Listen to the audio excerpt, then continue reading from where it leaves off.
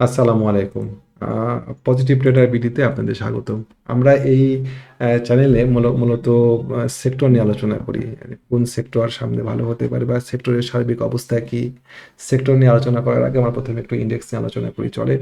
আমরা গত বৃহস্পতিবার থেকেই বলছিলাম যে রবিবার থেকে মার্কেট ঘুরবে ইনশাআল্লাহ এবং মার্কেট রবিবার দিন থেকেই ঘুরেছে। একটা ডজি ক্যান্ডেল ছিল, ২ পয়েন্টের একটা পজিটিভ মার্কেট ছিল। আজকে প্রায় ৮০ পয়েন্টের উপরে একটা মার্কেটের বৃদ্ধি পেয়েছি। এত বড় মার্কেট না বাড়লেও ভালো হতো। খুব বেশি বেড়ে গিয়েছে। বরং ৪০ পয়েন্ট করে এটা ভাগ করে ২ দিনে হলে পরে বেশি সুবিধা পাওয়া যেত টেকনিক্যালি। আমি এখনো সন্দিহান যে ইনডেক্স ৫,৬৫০ পার করে উপরের দিকে যাবে। আমি এখনো মনে করি, আমার সন্দেহ এখনো বলবৎ আছে। যতক্ষণ পর্যন্ত না পার করতে পারছে ততক্ষণ পর্যন্ত আমি এটা বিশ্বাস করছি না। পার করতে পারার কথা না। এই জায়গাতে বাড়ি খেয়ে যাওয়ার কথা। যে পরিমাণ ভলিউম এখানে দরকার সেই পরিমাণ গেইন হয় নাই এই জায়গাতে। তো একটা বাঁকা চোখ নিয়েই আমি শেষ করলাম আমাদের আজকের এই মার্কেট নিয়ে ইনডেক্স নিয়ে আলোচনা, বিস্তারিত আলোচনা আমার স্টক ইনসাইটস বিডি যে চ্যানেলটা আছে সেই চ্যানেলের ভিডিওতে দেওয়া আছে ইনডেক্স নিয়ে। আমি আশা করছি ইনডেক্স আবার কারেকশনের মধ্যে আসবে। এক টানে পার করতে পারবে না ৫,৬৫০ এই জায়গাটা। তো আজকে আমরা ব্যাংক সেক্টর নিয়ে প্রথমে শুরু করি যে ব্যাংক সেক্টরের কি অবস্থা। মূলত সেক্টর নিয়ে আলোচনা করাটা আমাদের আজকের এই উদ্দেশ্য। আপনারা যারা আমার ভিডিও দেখছেন তারা জানেন যে আমি বরাবরই বলে আসছি যে ১৭ টাকা ৫০ পয়সা এইটা ব্যাংক সেক্টরের পক্ষে এক টানে পার করা সম্ভব না। এই জায়গাতে পারে উনি নেমে গিয়ে আবার উপরের দিকে ওঠার চেষ্টা করছে। পরপর ৩টা রেড ক্যান্ডেল ছিল, এটাকে আমরা বলি থ্রি ব্ল্যাক ক্রো। থ্রি ব্ল্যাক ক্রো এর পরে সাধারণত একটা বা দুইটা পজিটিভ ক্যান্ডেল আমরা পাই, এটা পাচ্ছি আমরা। এটা দেখে খুব উৎসাহিত হওয়ার কথা না। সম্ভবত আগামীকালকেই ব্যাংক সেক্টর হুমকির মধ্যে পড়বে। যে পরিমাণ ভলিউম নিয়ে ১৭ টাকা ৬০ পয়সা পার করা উচিত সেই পরিমাণ ভলিউম হচ্ছে না এই জায়গাতে, নাই। এবং এটা শক্ত ভলিউমের রেজিস্ট্যান্স। আমরা দেখবো এটা পার করতে পারে। যদি এটা পার করতে পারে ব্যাংক ১৭ টাকা ৬০ পয়সা, তাহলে পরে ব্যাংকের সামনের দিকে আগানোর অনেকখানি জায়গা থাকে। প্রায় সেক্টর প্রায় ২২-এ চলে যায়। কেমন? আমরা যদি সাপ্তাহিক চার্টে দেখি এটা,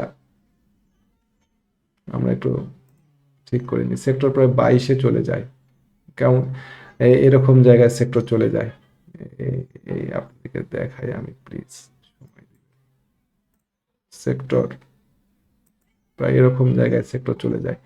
২২-২২-২৩-এ ২২-২২-৫০ এরকম জায়গায় সেক্টর চলে যায়। যেটা এই মুহূর্তে মার্কেটে সেই লিকুইডিটি আছে কিনা, সেই টাকা আছে কিনা সেটা চিন্তার বিষয়। চলুন আমরা কয়েকটা ব্যাংক দেখি।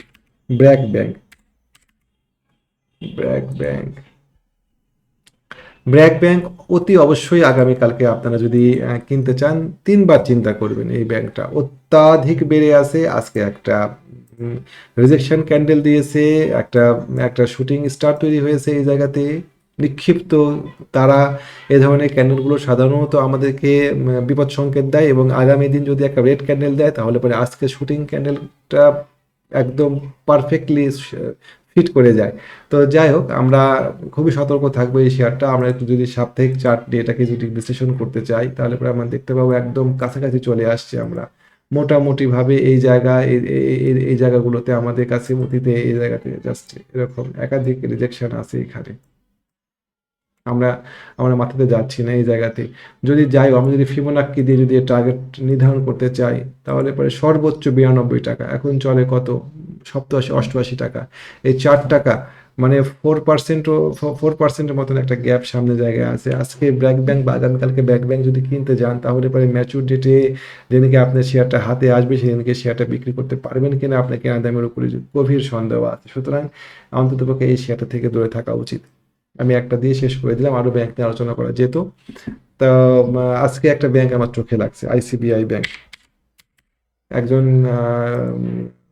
ফেসবুক ফলোয়ার জিজ্ঞাসা করলেন যে ভাই আপনি তো ব্যাংক নিয়ে কাজ অ্যানালাইসিস দেন না, ব্যাংক নিয়ে কথা বলেন না, আজকে কেন ব্যাংক নিয়ে কথা বলছেন? ভাই, আমি ইসলামী ব্যাংকগুলো নিয়ে অ্যানালাইসিস করি, কিন্তু ইসলামী ব্যাংক বাদ দিয়ে ব্যাংক, ফিনান্স, ইন্স্যুরেন্স নিয়ে আমি কোনো অ্যানালাইসিস করি না, কাউকে অ্যানালাইসিস করে দিয়েও না, কাউকে কিনতেও বলি না। এবং শুধুমাত্র এই কারণে আমি একটা জব ছেড়ে দিয়ে আসছি। আমি খুবই সতর্ক এই বিষয়টাতে। তারপরেও যদি অজান্তে ভুল হয় আল্লাহ যেন আমাকে মাফ করে। ব্যাংক কেনার বিন্দুমাত্র ইচ্ছা আমার নাই, ব্যাংক আমি কিনিও না, কিন্তু ইসলামী ব্যাংক বিধায়, আইসিবিআই ইসলামী ব্যাংক বিধায় আমি এই শেয়ারটা নিয়ে আপনাদের সামনে আলোচনা করছি বা কথা বলছি। এই শেয়ারটা নিয়ে আমি ফেসবুক পেজে প্রায় ৫-৬ দিন আগে একটা ভিডিও দিয়েছিলাম। ৬ তারিখে। এটা কত দিনের? এটা এটা ১৭ই ফেব্রুয়ারি। ভিডিও আমি দিয়েছিলাম যে একটা সম্ভাবনাময় একটা শেয়ার। এই শেয়ারটা ভালো করার মতো একটা শেয়ার, দীর্ঘমেয়াদী হাতে রাখার মতো একটা শেয়ার, অনেক পড়ে আছে। এই শেয়ারটা প্রায় যায় যায় অবস্থা হয়েছিল। যে ৫টা বা ৬টা ব্যাংক অ্যাবলিশ হলো, সেই ব্যাংকের সাথে এটাও চলে যাওয়ার কথা ছিল। শুধুমাত্র ফরেন ইনভেস্ট আছে বিধায় এটাকে নিয়ে যাওয়া হয়নি ওই জায়গাতে। একটা ভালো সম্ভাবনাময় ব্যাংক, আপনারা বিবেচনা করে দেখতে পারেন। দীর্ঘমেয়াদী সময় দিতে হবে এই ব্যাংকটাতে, খুব দ্রুত কোনো ফলাফল পাওয়া যাবে না। যারা ৬ মাস ১ বছর মেয়াদি বিনিয়োগ করতে চান তাদের জন্য এটা একটা ভালো অপশন হতে পারে। মার্কেট যদি সামনে বেশ ভালো হয় তাহলে পরে এই ব্যাংকটা ঠিক এই জায়গাতে পড়ে থাকবে না। এটা একটা সম্ভাবনাময় শেয়ার। চলেন আমরা সেক্টর নিয়ে আলোচনা করি। Textile sector. Textile sector textile সেক্টরটা আমি গতদিনকে বলেছিলাম যে আজকে এই জায়গা থেকে সাপোর্ট পেতেই হবে। সাপোর্টটা পেয়েছে, আলহামদুলিল্লাহ ভালো সাপোর্টই পেয়েছে। এটার নিচে ক্লোজ হওয়া যাবে না।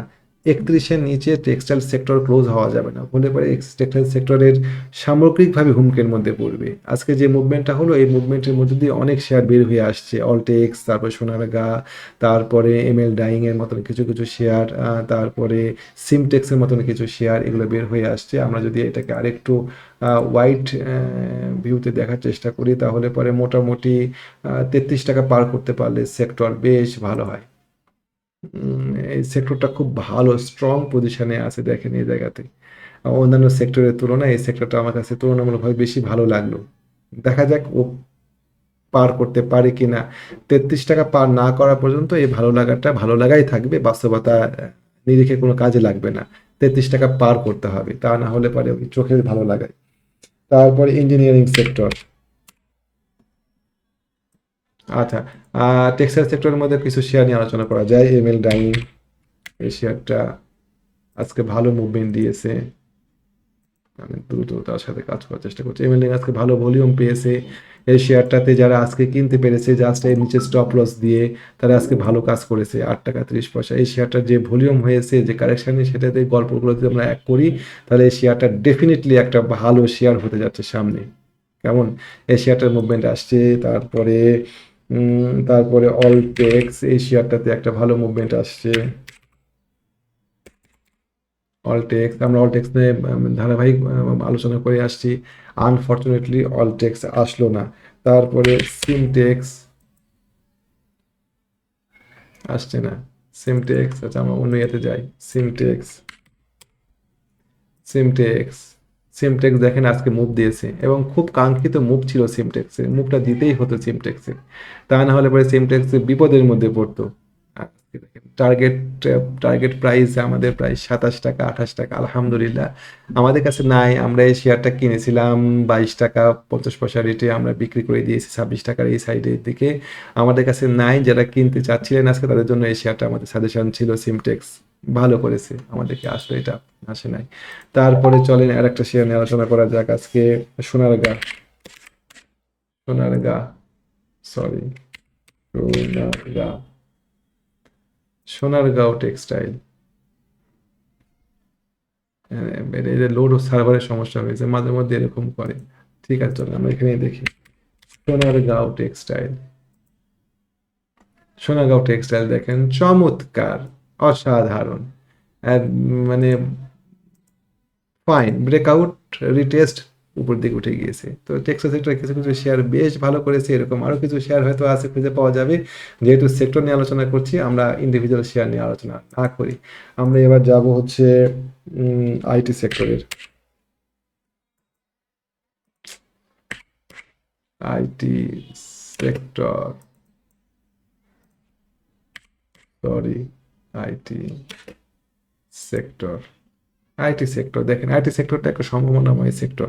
আইটি সেক্টরটা আজকে সামগ্রিকভাবে ভালো করেছে, অগ্নি সিস্টেম, তারপরে ইজিএন, তারপরে ড্যাফোডিল, ড্যাফোডিল তো ভালো করছে ধারাবাহিকভাবে, এডিএন টেলিকম আজকে বেশ, তারপরে জেনেক্সিল, বেশ শেয়ারগুলো বেশ ভালো মুভমেন্ট করেছে এবং সেক্টরটাও খুব চমৎকার সাপোর্ট দিচ্ছে। আমাদের এখানে একটা অ্যাকোমোডেশন হয়ে গিয়েছে সেক্টরে দেখা যাচ্ছে, অ্যাকোমোডেশন হওয়ার পরে সে এটা ব্রেকআউট করেছে, উপরের দিকে উঠছে, সুন্দর এই সেক্টরটা সম্ভাবনাময় সেক্টর। সেক্টরে উপরের দিকে যাওয়ার যথেষ্ট জায়গা আছে, 40 মানে প্রায় 500, অত দূর ধরি না, আগে এখানেই নিই, ধরেন এটা যদি 37 যদি পার করতে পারে তাহলে 40 আস্তে আস্তে বাড়ানো যাবে সেক্টরের মুভমেন্ট।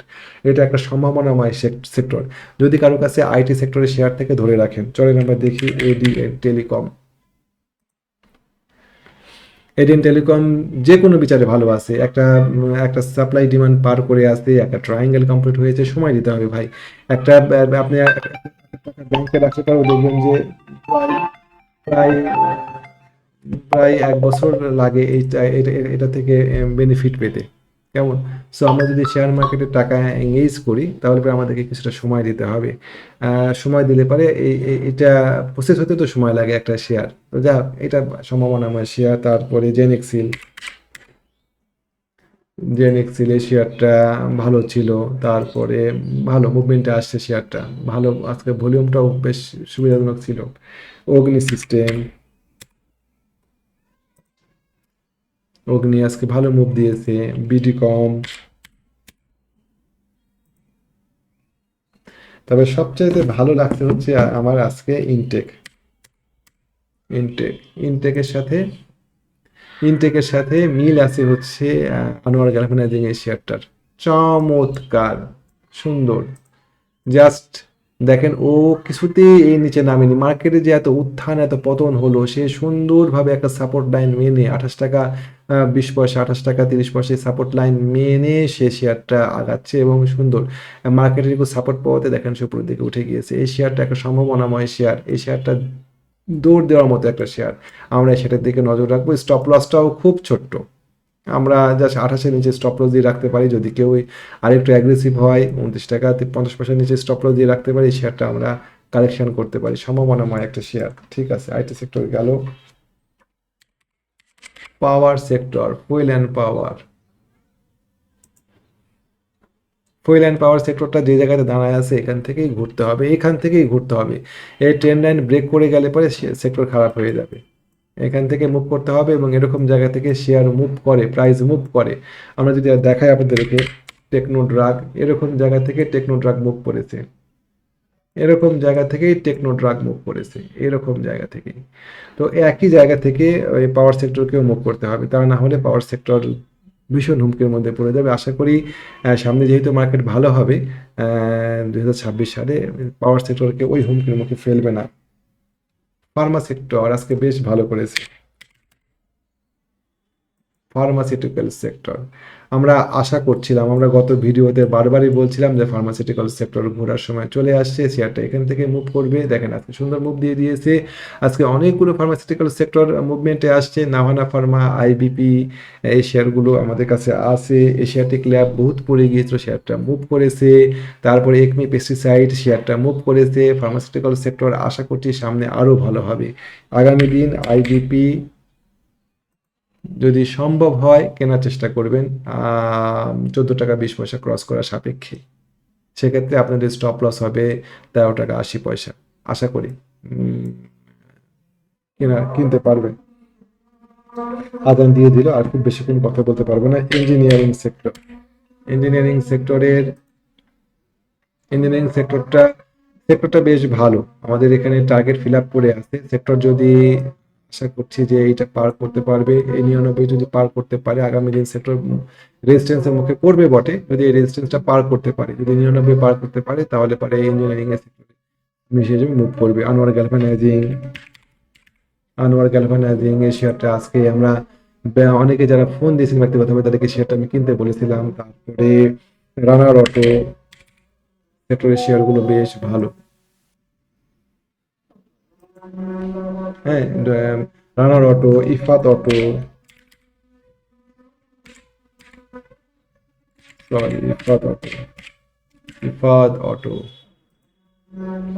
এই শেয়ারগুলো বেশ ভালো করছে।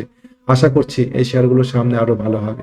যারা শেয়ারগুলো হোল্ড করছেন তারা শেয়ারগুলোতে থাকতে পারেন। তো আমি আজকে আর ভিডিওটা খুব বড় না করি, ভিডিও সংক্ষিপ্ত করি আজকে।